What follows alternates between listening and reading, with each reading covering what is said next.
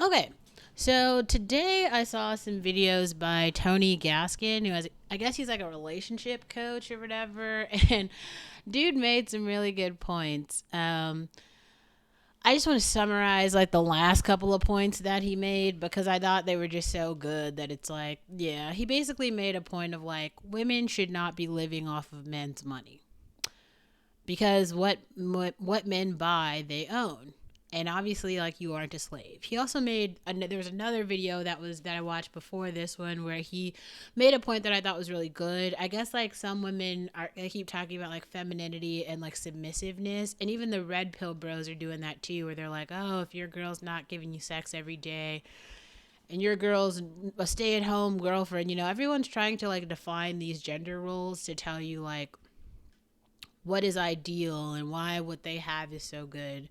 Now, just think about this. Like, if you were. Oh, here's a good point.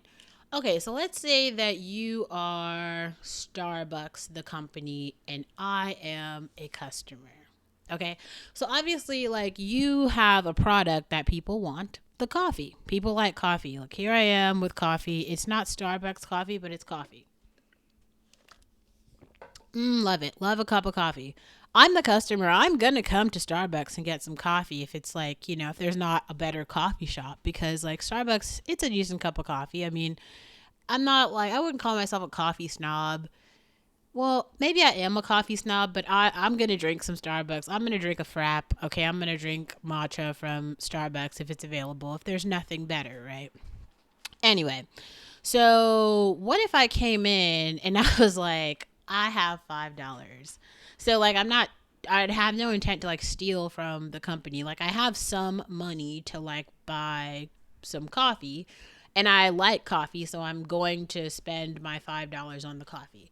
Now you as a company have a price for each cup of coffee, right? So like if I have $5, I can't buy 27 matchas. I can't even buy one matcha. I think a matcha, like the large one I get with oat milk is like 6.75. So I can't even get that. But I can get like a small cup of black coffee because I think that's like 3.75. So the ideal cup of coffee that I want, brew, don't do that. Brew, stop it. Um the ideal cup of coffee, it's not even coffee, it's like matcha, right? That I typically get. I can't afford it because I don't have enough money, but I can get something. Now, I think women need to start thinking about men like this too, because like there's so many things that I see from girls on the internet. The like that's why I made that like black girl luxury video, which is kind of like pointing out some topics. I'm gonna make another video that covers or it just like unpacks a little bit more from that conversation because I think there's just some things that people missed. That's okay though.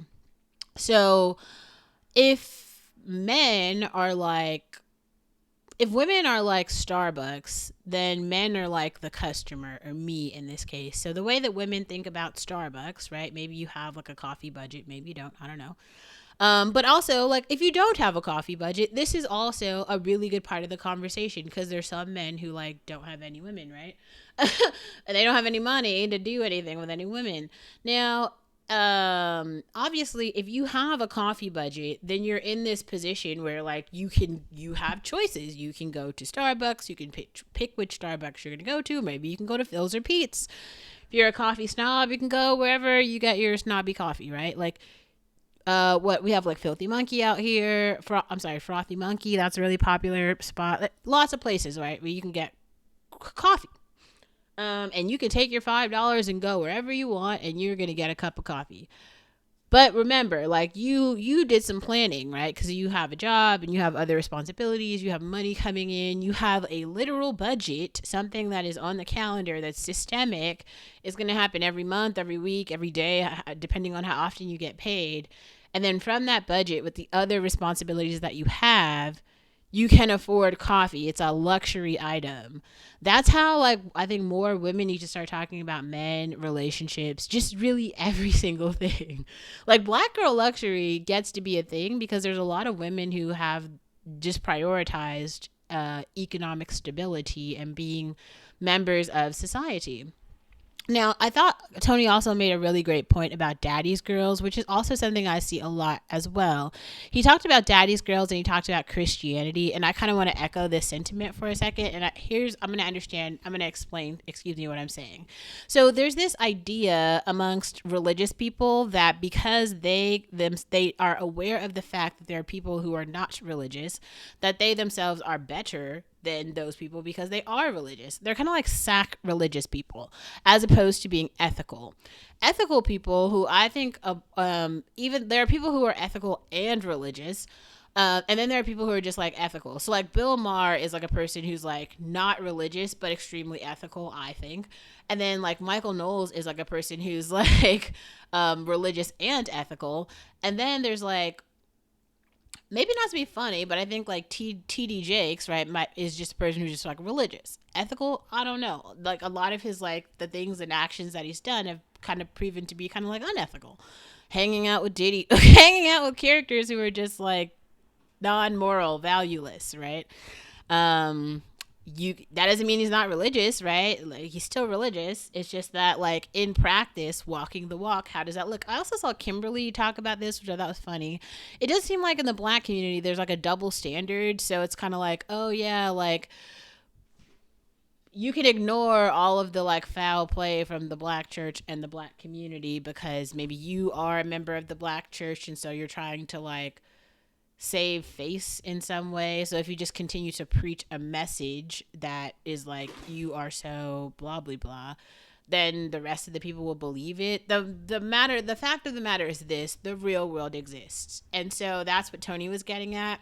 He was talking about how a lot of like daddy's girls end up down bad because there are times when your father can like hopefully like fathers who remain in their children's life have some love for those children, right? Because they have to like financially care for them, and so hopefully they just want those kids to like go out into the world and do well just because it's like them. They see their children as an extension of them.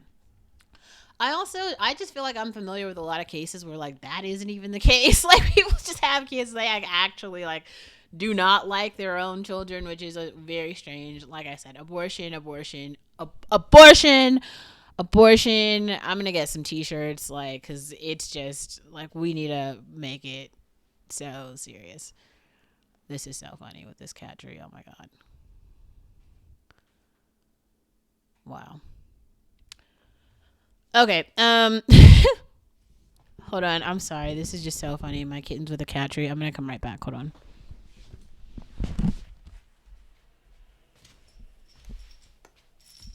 You guys are so funny. Like I don't even.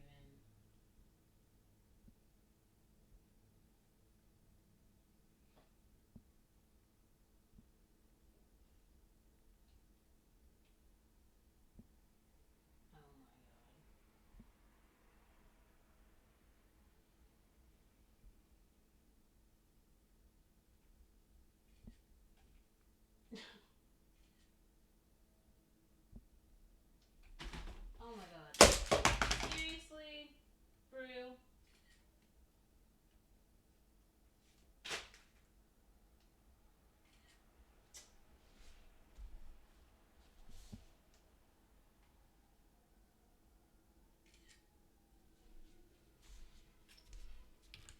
Oh.